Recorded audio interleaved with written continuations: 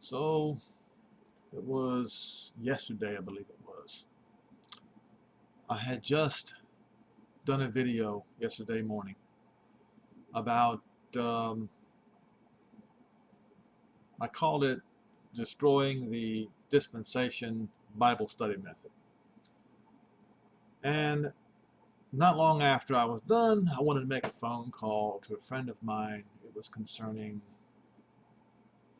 it really is concerning the, something that he was had more knowledge of than I concerning solar panels. And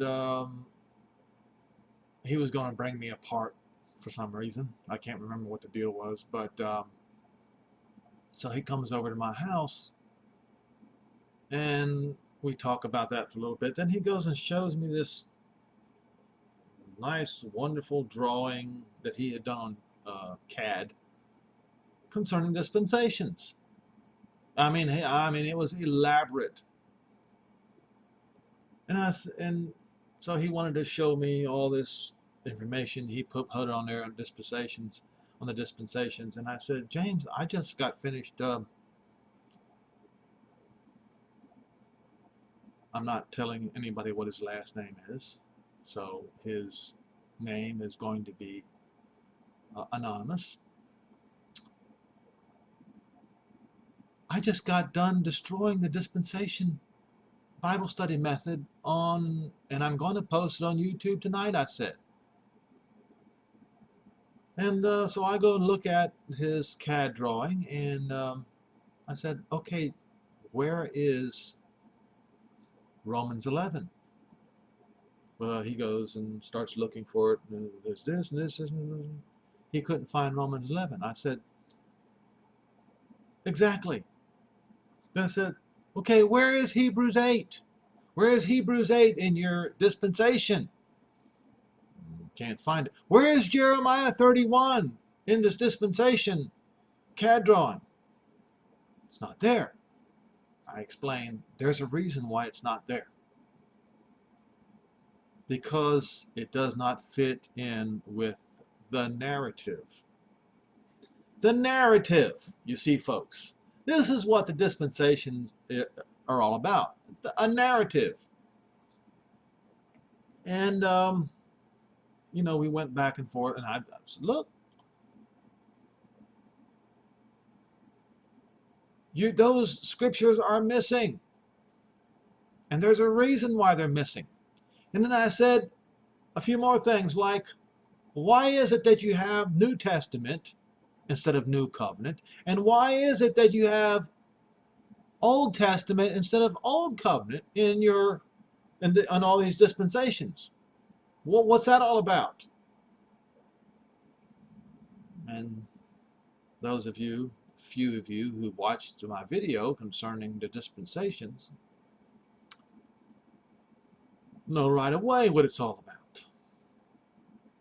And then I started talking about the name of the Messiah, how the name of the Messiah means Jehovah is salvation. But I also pointed out to him that in literal Hebrew speak, it means, and I quote, I am salvation. That's what it means. So not only does the Father have the name declaring that his Father is salvation, but his own name that his Father specifically gave to him from his mother's womb means literally, I am salvation. So he is literally the salvation that his Father is sending. Sending to who? To the lost sheep of the house of Israel, as I pointed out in Isaiah 49.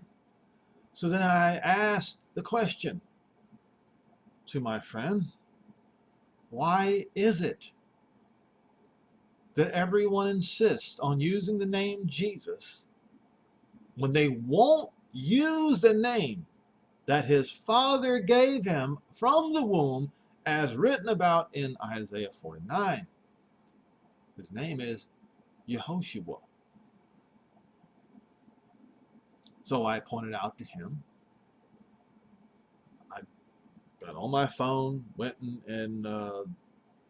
to Bible Hub and went to Strong's Concordance, word for word, what it says in Isaiah 49.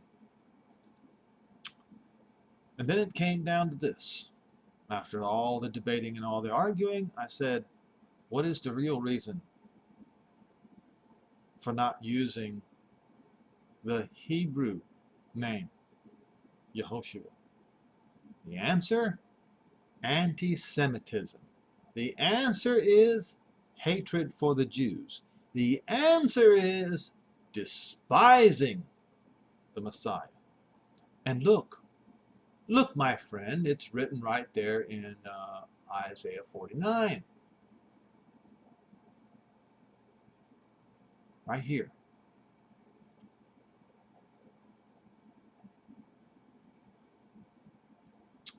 We're going to start in verse 6. And he said, Jehovah said, it is a light thing to be my servant, to cause the tribes of Israel to stand up, to cause the tribes of Jacob to stand up, and make them return, and to watch over, guard, and keep Israel. That's a light thing. I will also give you for a light to the Gentiles, that you may be my salvation to the ends of the earth. Thus saith Jehovah, not the Lord, the Redeemer, the kinsman Redeemer of Israel. Therefore, his name is Hebrew, and therefore the Messiah's name is Hebrew. It always will be. It will not be English. It will not be Roman. It will not be Greek. I expressed all this to him. Of Israel, the Kodesh, the holy man, the holy person is despised. Who despised him? Who is it that despised him? What does Jehovah say? The Goy.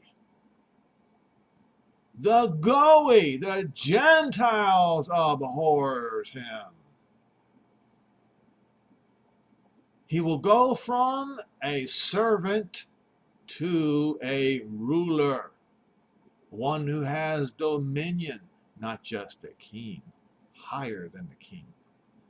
An emperor is a king of kings, you see.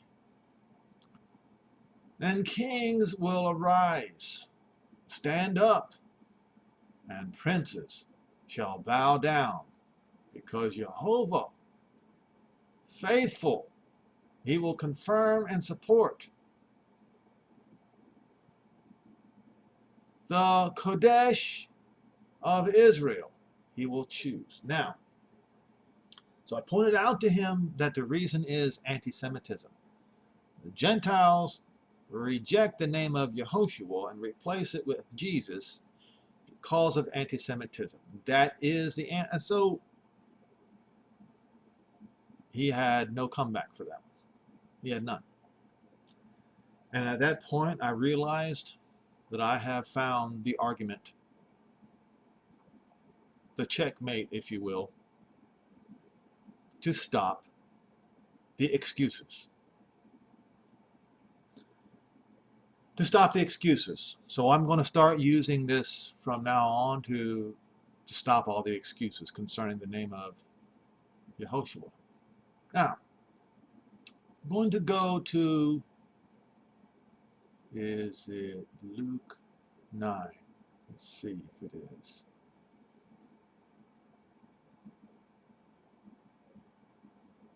That's not the one I'm looking for. It's partly what I'm looking for.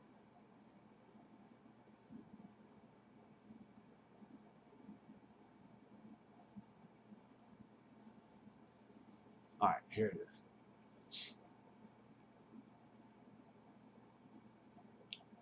It might be here because I wanted to, no, it's right here. I wanted to go to Strong's Concordance to read this.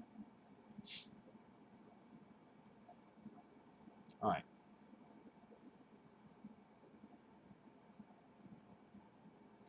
Now, my dad just reminded me this morning, I talk to him often, and he gets, if anybody gets credit for what I'm doing here on these YouTube videos, he gets at least half, because he started this whole thing.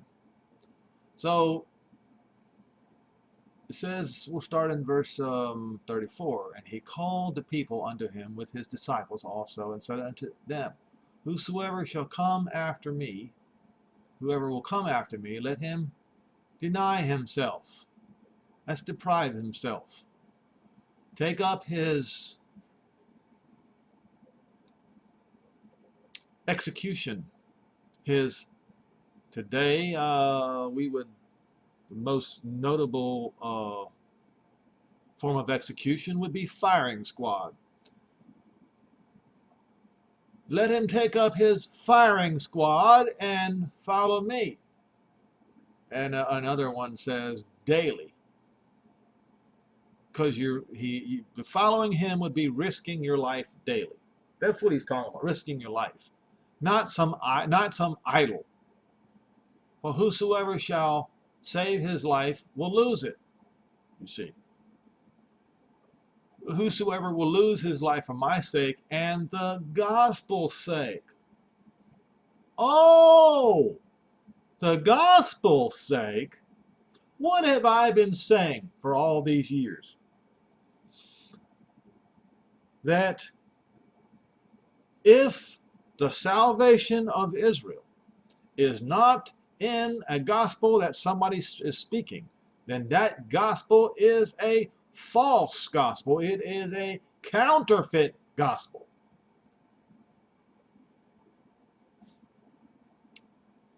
For my sake and the gospel's sake, the good news. What is the good news? The good news is salvation for Israel and a light to the Gentiles. That's the gospel. Salvation for Israel and a light to the Gentiles. For what shall it profit a man if he will gain the whole world and lose his own soul? Or what shall a man give in exchange for his soul? Whosoever therefore shall be ashamed of me. What is he again? Salvation. Anyone then who is ashamed of the salvation for Israel. Look, what did we just read here?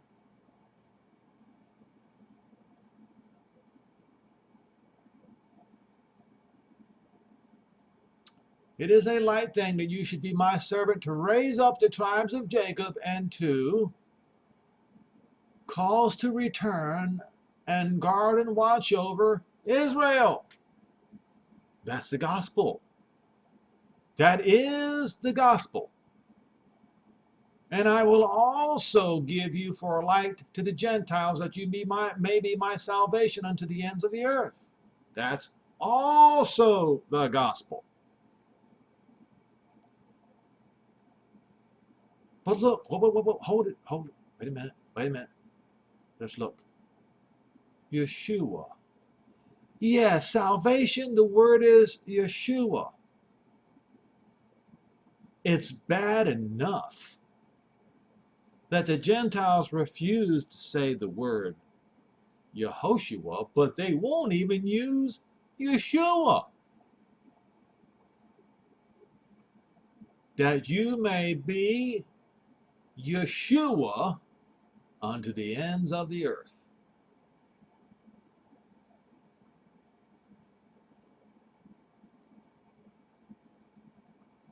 Now, those of you who watch my videos, you know that I've always insisted on using the name Yehoshua. Okay? But I don't believe that people are going to be condemned for using Yeshua. But my point is, if you're going to go all the way. Let's not be halfway about this. Okay? So let me get this straight. If you are ashamed of the name Yehoshua, then you are rejecting salvation. Now, I was told that the SUS means salvation. No, it does not. There is no word in the Hebrew that makes it mean salvation. But if you insist upon using SUS instead of salvation, let me explain to you what SUS means.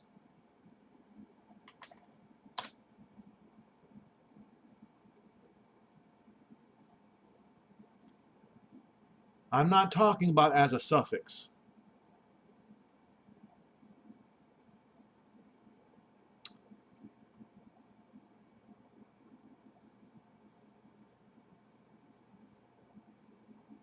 Sus definition is a genus of mammals that is a type of the family Suidae, and in former classifications comprise all or most of the swine.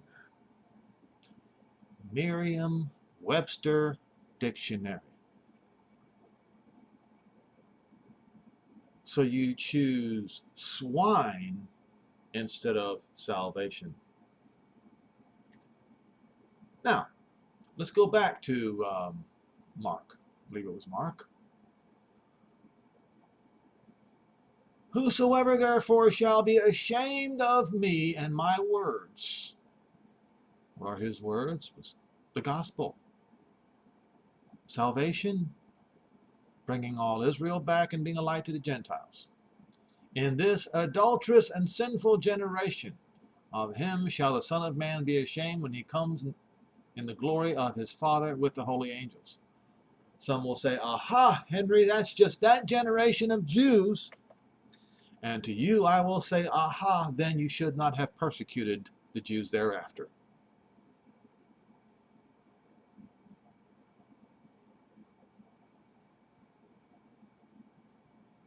Let's go to the words of Paul. Romans 2. No, not Romans 2. It is...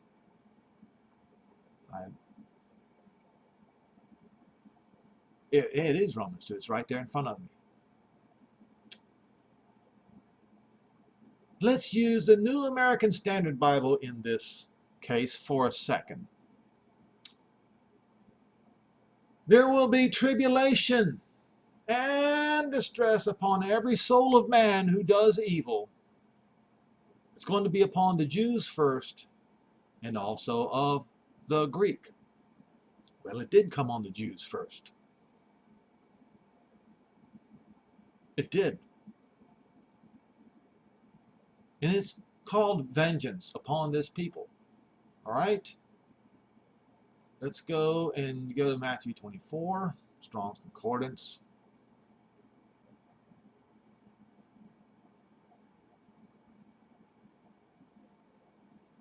Make sure that I've got the right one, because vengeance upon this people. I may have to.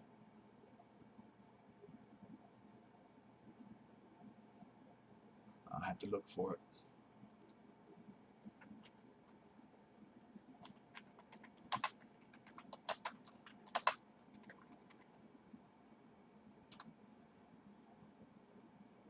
Really?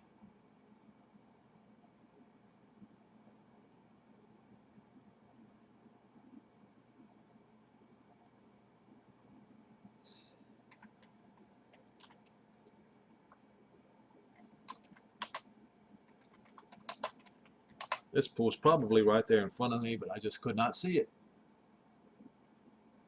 All right. Matthew.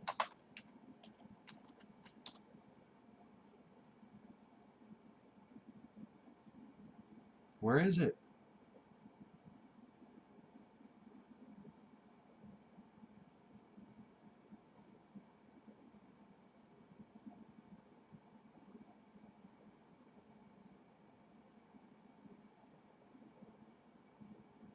I'll look for it again.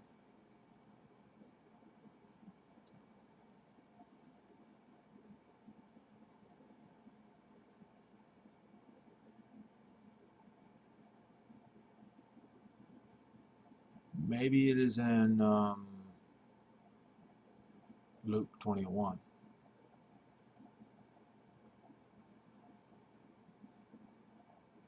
There it is. And when you shall see Jerusalem compassed with armies, they did. It was Titus, the Roman general. The siege began in early 67. Then you know that its desolation is nigh. And let that know in Judea. You know where Judea and Samaria is today, don't you? Let them flee to the mountains, and let them that which are in the midst of it depart out. Let them not which are in the countries, rural areas, go back. Because these are the days of vengeance. Vengeance for what? Vengeance for handing him over to the Gentiles to be killed.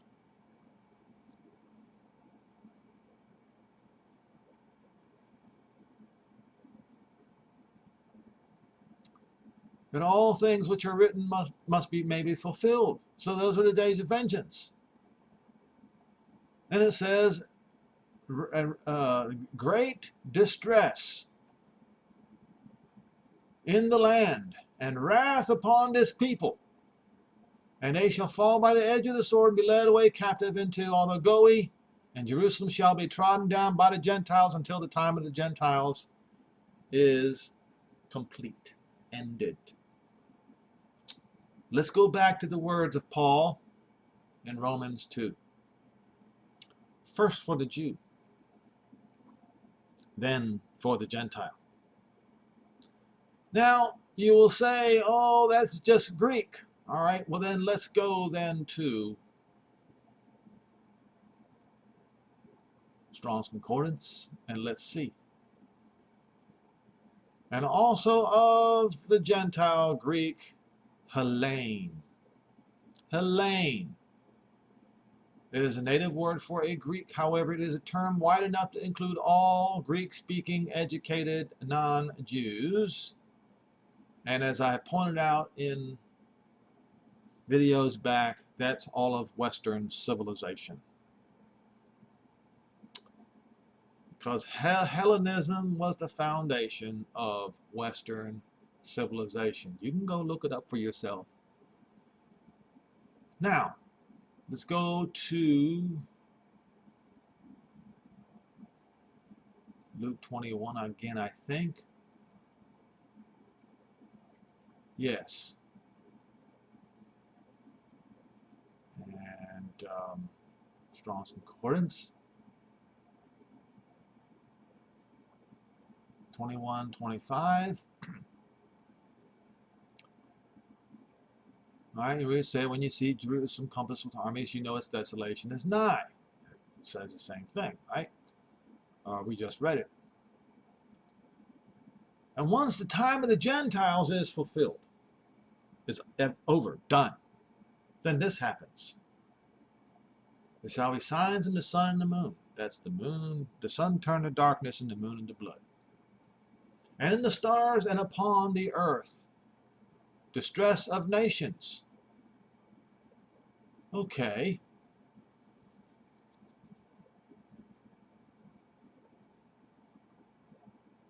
Distress of the nations, that would be the Gentiles. All right, let's look up the word nations. A race, people, the nation, the nations, heathen, the world, the Gentiles. All right. Let's go back and look at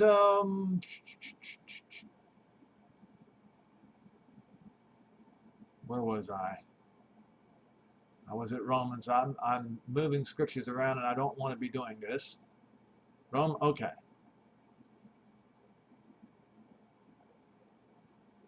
Tribulation and anguish upon every soul of man that does evil, to the Jew first and also to the Hellene. Tribulation and anguish.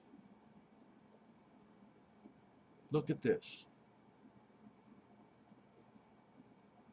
4730. a narrowness of space and difficulty. Now we go to Luke 21. Here's what it says. Distress of the Goy, or as Paul would say, Western civilization, the Hellenes. Distress. A holding together. Distress, anxiety, tension from difficult circumstances that won't move. Let's go back to this right here, this word. A narrow space, great distress and anguish. It's the same thing. In other words, tribulation upon the Gentiles.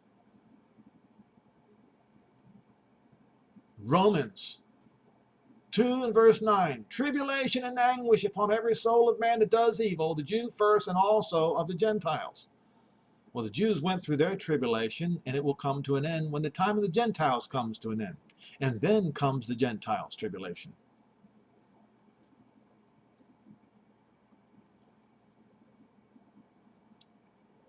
Luke 21.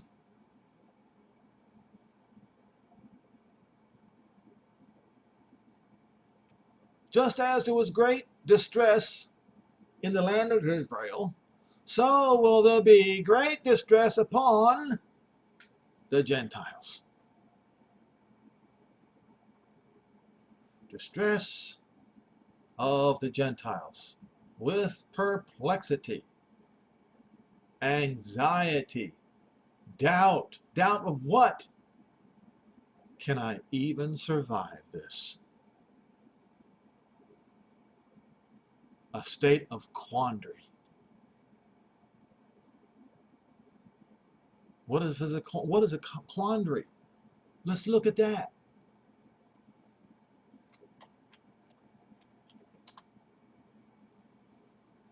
Uncertainty over what to do in a difficult situation.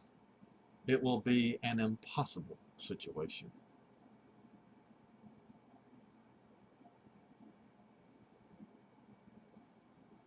Vengeance. Why? Did you think? Now, you Christians, you've been accusing the Jews of killing. You said the Jews killed Jesus. The Jews killed. Well, wait a minute.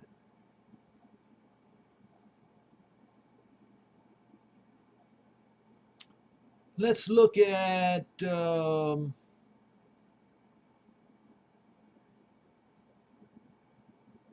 me do it this way. Version. Aramaic. All right?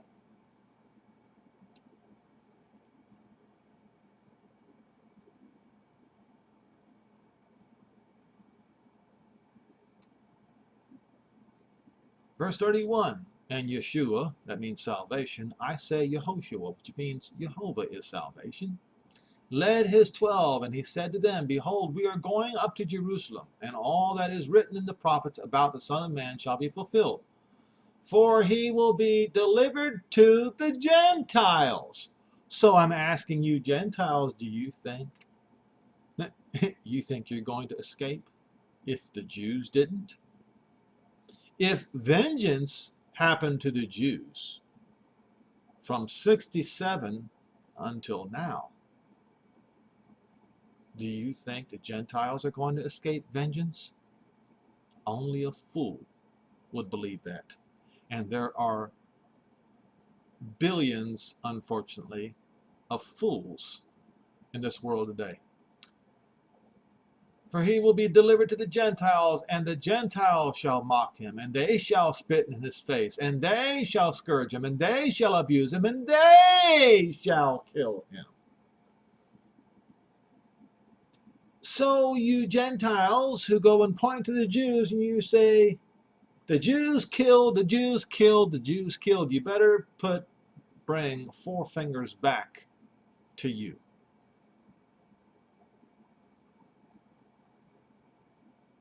Because the accusation right here in the scripture is against the Gentiles.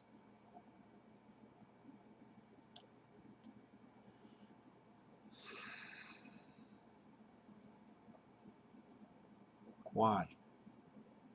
They hated him. They despised him. They abused him. The Gentiles did. That's what it says in Isaiah 49.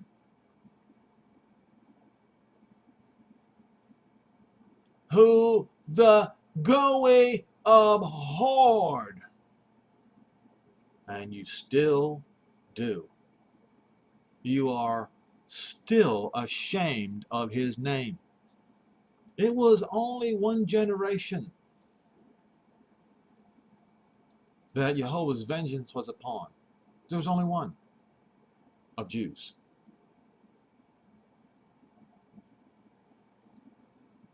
Now there is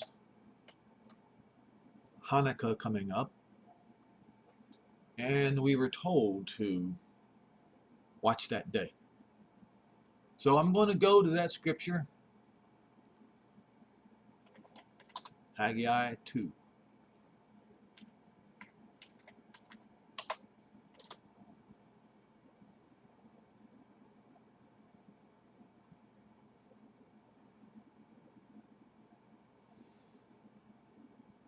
We'll go to Strong's Concordance.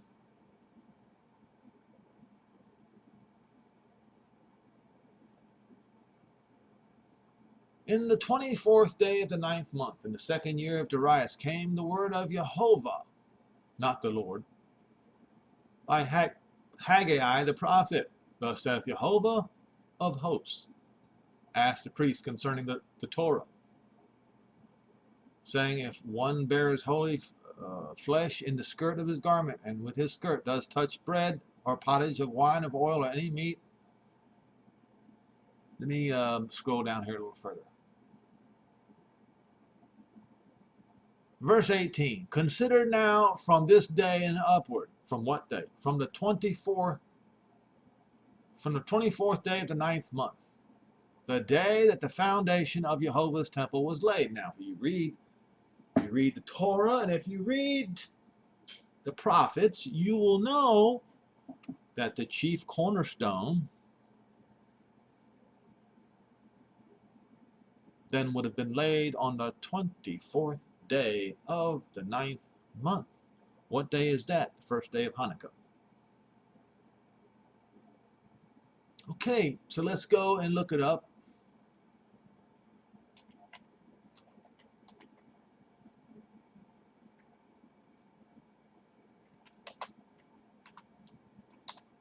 Let's find out where it's okay. It says we'll begin the evening of Sunday, December the 22nd, and ends on Monday, December 30th. All right, so mark your calendars, folks. Why? What does that matter? Haggai says this.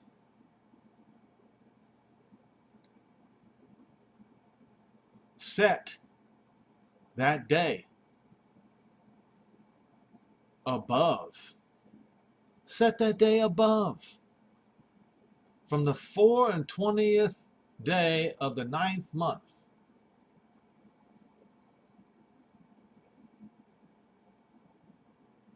All right? And again, the word of Jehovah came unto Haggai in the 24th day of the month. Of course, it was the 9th month.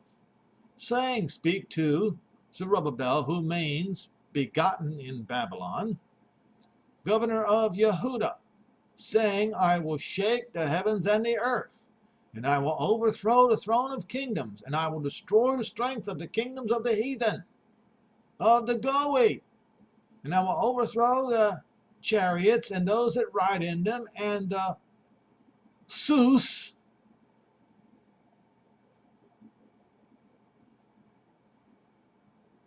aircrafts, folks. And their riders shall come down, and they will all fall by the sword, every man of his brother. In that day, what day? 24th day of the 9th month. A declaration is going to be made. Saith Jehovah of hosts, I will take you, O Zerubbabel, begotten in Babylon, my servant, the son of Shealtiel, saith Jehovah, and I will make you as a sign, for I have chosen you, saith Jehovah. What is the proclamation going to be? Come out of her, my people, and be not partakers of her sins, because her sins have reached unto heaven.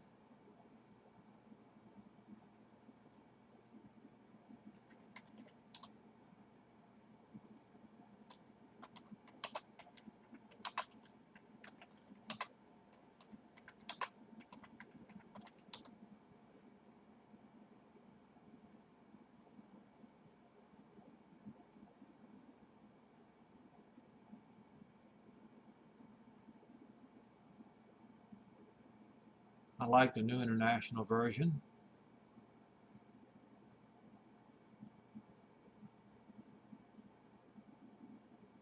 Come out of her, my people, so that you do not share in her sins. Begotten in Babylon, they have to come out. So that you will not receive any of her plagues, for her sins are piled up to heaven, and Jehovah has remembered her crimes, her sins. Give back to her as she has given to you, Jerusalem. Do to her as she has done unto you. That's when we need to go back to King James Version.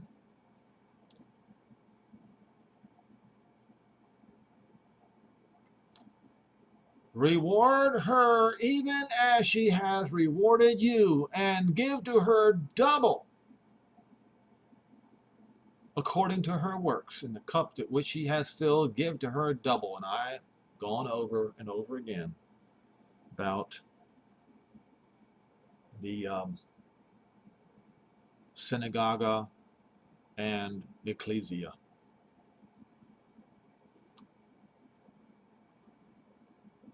Reward her, ecclesia, as she rewarded synagogue. That's what it means.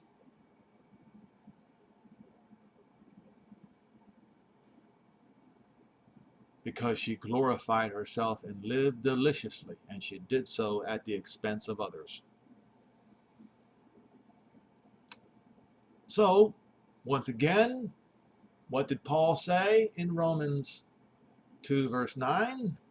Tribulation and anguish upon every soul of man that does evil, to the Jew first, and also to the Hellene, Western civilization.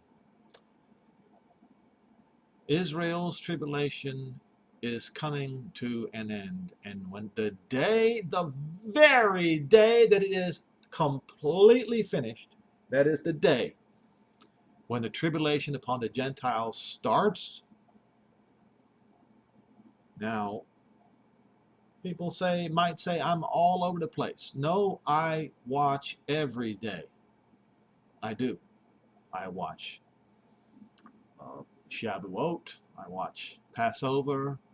I watch the Fall Festival. I watch them all because I don't want to be caught sleeping when it happens. Now that we've got Hanukkah coming up, it's time to watch again. Consider now, from that day, on that day, above, upwards, from the 24th day of the 9th month, from the day the foundation of Jehovah's temple was laid.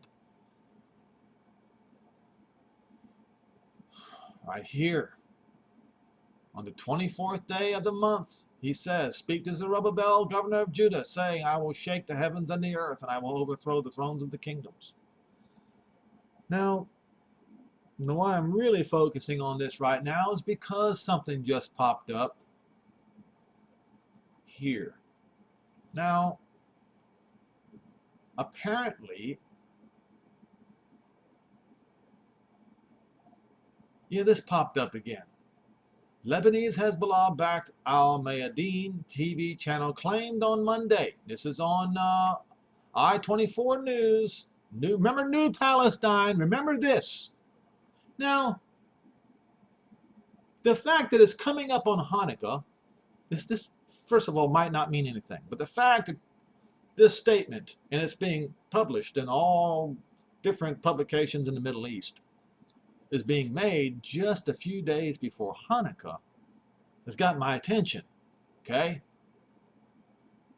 Arabs report states deal of the century would be a trilateral agreement between Israel, PLO, and Hamas. Now, I saw another statement claiming that Hamas, the PLO, and Israel are within a few days of signing it. Now, I don't know if that's true or not. We'll find out. The so-called deal of the century would see a trilateral agreement signed between Israel, the Palestinian Liberation Organization, and Hamas, and the establishment of a Palestinian state branded New Palestine on, as they say, West Bank and Gaza Strip. It should read Judea and Samaria. The state would not include existing Israeli settlements, as well as isolated settlements to remain. They would remain under Israeli sovereignty. In regards to Jerusalem, the draft states that it will not be divided and that it will be shared between Israel and New Palestine. Now that's double talk, folks. That is double talk. If they're going to share it, if that's what the so-called peace plan of the century is, if they're going to share it, that means it's divided. But don't be fooled by this. Having the Israeli Arab population living mostly in East Jerusalem become residents of the Palestinian state. You see? You see how they do this? This is serpentine language. Language developed by the Trump administration and his son-in-law, Jared Kushner. As I have stated so many times before, no man under the sun has the right or the authority to even think about dividing that land in any way, shape, or form. It doesn't belong to any of us. It belongs to our Father in heaven, who has bequeathed it to Israel's Messiah. He will own that land. It will be his. You cannot divvy out the Holy Land in any way, shape, or form, except by the words of the prophets. Like, for instance, Yehoshua 1, verses 1 through 4. The borders are stated very clearly.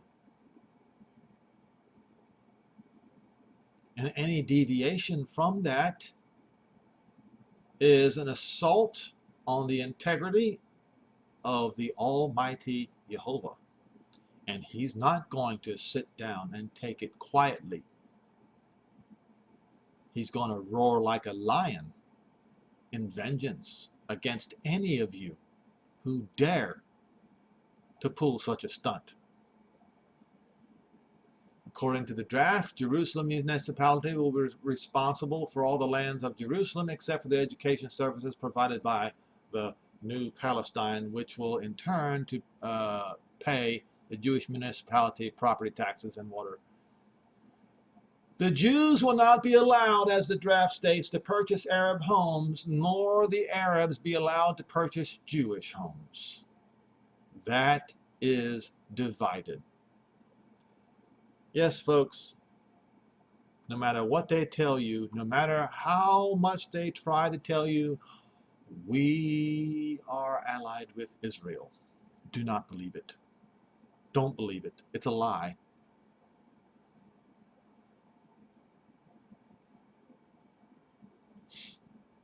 And additional areas will not be annexed to Jerusalem. You don't have the authority to say such things. And all the holy sites will remain as they are today, according to Al-Mayadin. All right?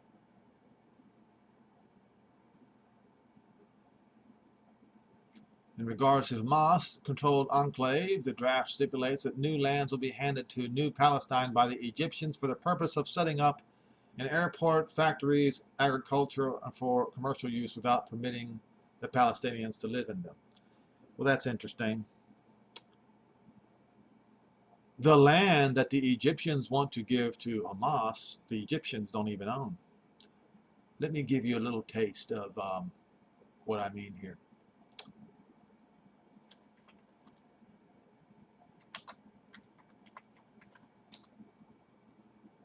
All right, see if I can get some images up. Here it is. Actually, this is a better one that I have used many times before.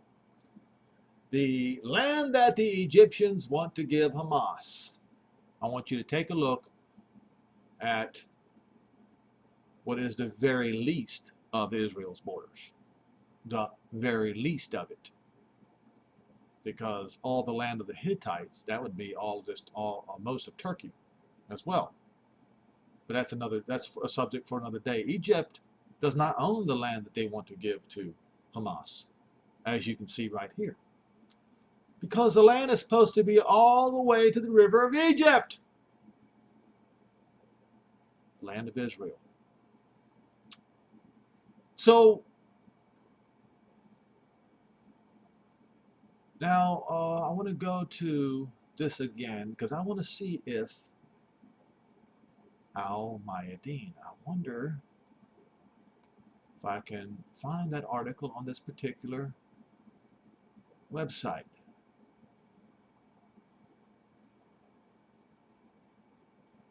Translate. Might already be too late.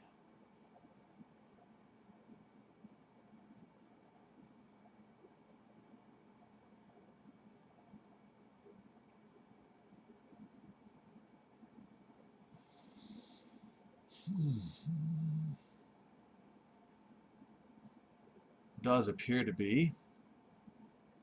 I don't think I can find it. But that's okay. I just wanted everybody to, what do we have here? Al-Mayadeen obtains the provisions of the Deal of the Century draft. Come on, translator. Oh, here we go. Al-Mayadeen gets a detailed draft of the Deal of the Century clauses, which stipulates the signing of a tripartite agreement. Let's see if it says anywhere, because I saw it in a different publication that says that Hamas, the PLO, and Israel were ready to sign it.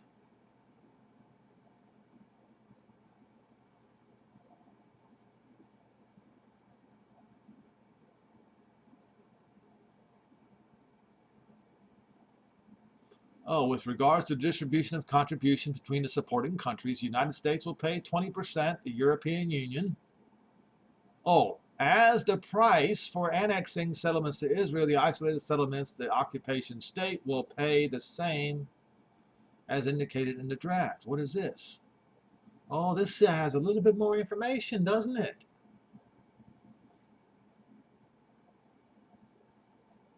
The draft deals with details of the countries that have agreed to assist in implementing the agreement and sponsoring it economically, namely the United States, the European Union, and the oil-producing Gulf states, highlighted that an amount of $30 billion will be allocated over 5 years for projects related to New Palestine. As for the price of annexing the settlements to Israel and the isolated settlements, the occupation state, this is Arabs speaking, will pay the same as indicated in the draft. Will pay the same? What? $30 billion to New Palestine? Are you kidding me? That's what I'm reading here. With regard to the distribution of contributions between the supporting countries, the United States will pay 20%, the European Union 10%, while the Gulf countries will pay 70%. The draft spoke that percentages will be distributed among the Arab countries according to their oil capabilities. In the military side, the draft of the century is prevented from New Palestine by having an army, and the only permitting weapon is the police weapon. At the same time, the draft terms of the deal indicate that an agreement will be signed between Israel and the New Palestine, provided that Israel would defend New Palestine from any external aggression, provided that the latter pays to the occupation state the price of defending this protection. while negotiating between Israel and Arab countries on the value of what the Arabs will pay to the Israeli army, a price for protection. It also detailed the draft of the deal, its schedules and stages of implementation, highlighting that upon signing the agreement, the following happens. Hamas dismantles and arms all of its weapons, or disarms all of its weapons, including the individual at the personal. The weapons of Hamas leaders is handed over to the Egyptians. Hamas men, instead of receiving monthly salaries, will receive monthly salaries from Arab countries. The borders of the Gaza Strip will be open to international trade through Israel and Egyptian crossings, as well as the Gaza market with the Samaria, as well as by sea. After a year of agreement, democratic elections will be held for a new Palestine. Number 4, government and every Palestinian citizen will be able to stand for election. A year after the elections, all prisoners will be released gradually for a period of 3 years. Within 5 years, a seaport and airport for New Palestine will be established, and until then, the Palestinians will use Israeli airports and ports. This is nuts! Absolutely nuts. A suspension bridge will be built between a highway that rises 30 meters above the ground and connects Gaza and, as they say, West Bank. The task is delegated to a company from China. That's also nuts! And its cost is shared by China 50%, Japan 10%, South Korea 10%, Australia 10%, Canada 10%, America and European Union with each other together 10%. Regarding the Jordan Valley, the draft highlighted that the Jordan Valley will remain in Israeli hands as it is today, while Road 90 will turn into a 4-lane road. Israel will supervise, as stated in the deal, the construction of the Road 90, while it will be 2 paths for the Palestinians, and it will link New Palestine with Jordan and under Palestinian supervision. That is also nuts! The draft deal of the century, including the responsibilities of the party. If the Hamas and PLO reject the deal, the United States will cancel all its financial support for the Palestinians and strive to prevent any other country from assisting the Palestinians. If the Palestinian Liberation Organization agrees to the terms of this agreement and Hamas or Islamic Jihad does not accept, the two organizations bear the responsibility in any military confrontation between Israel and Hamas. The United States will support Israel to personally harm the leaders of Hamas and Islamic Jihad as Israel. America will not accept that dozens only control the fate of millions of people. If Israel rejects the deal, and Israel will reject the deal.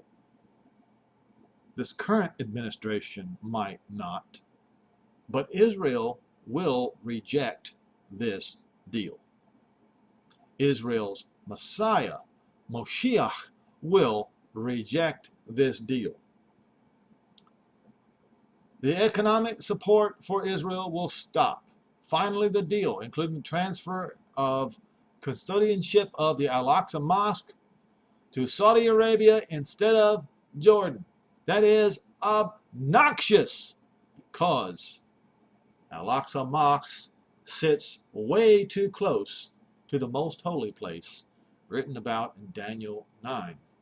That area will be cleared off by the chief rabbi of all Israel, Yehoshua HaMashiach.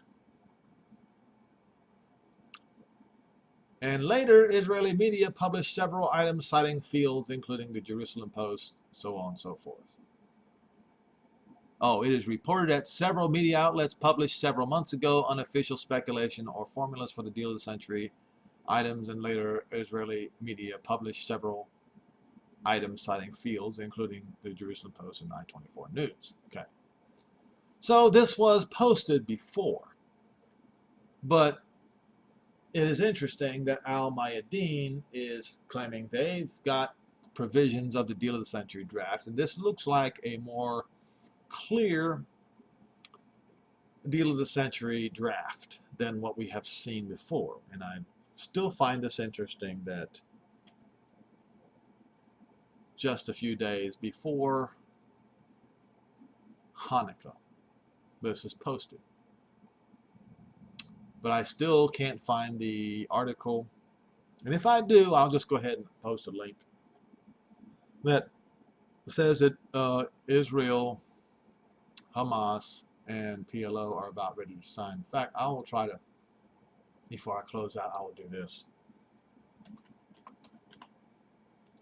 Hold on.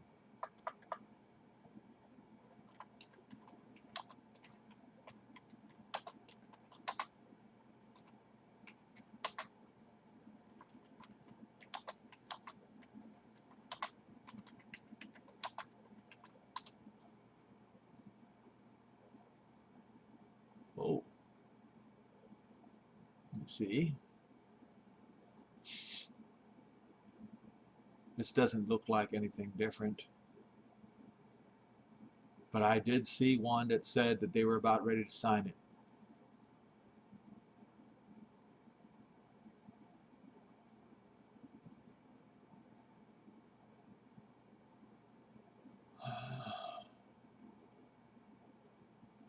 This is the same thing.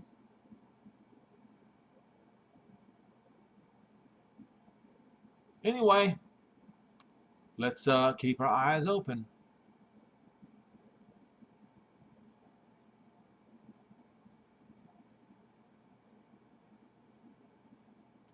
Because you'll never know what's going to happen next. But this right here, the Chinese build the bridge. I'm telling you, I don't know what's wrong with people in U.S. government.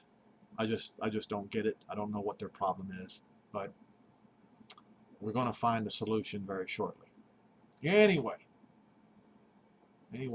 I think I'm done.